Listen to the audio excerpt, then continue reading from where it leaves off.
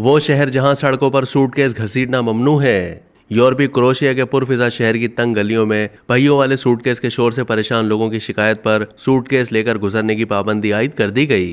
खूबसूरत शहर डोब्रोव ने कुदरती नज़ारों और रंग बिरंगी हसीन इमारतों की वजह से दुनिया भर में मशहूर है।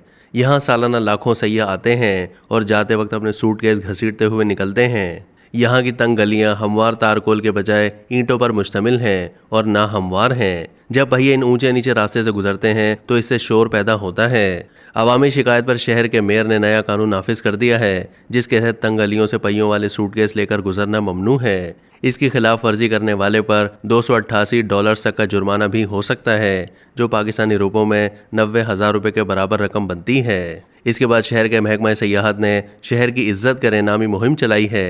नए कानून के तहत सयाहों को शहर से बाहर एक मकाम पर अपने सूटकेस जमा कराने होंगे। एक अंदाजे के मुताबिक 2022 में इस शहर में घूमने के लिए 2,90,000 सयाह आए थे और एक रात गुजारने वालों की तादाद 7.5 लाख नफूस से भी ज़ायद थी। अब तक के लिए इतना ही। मज़ीद मालूमात के लिए डेली जंग के यूट्यूब चैनल को सब्सक्राइब कीजिए।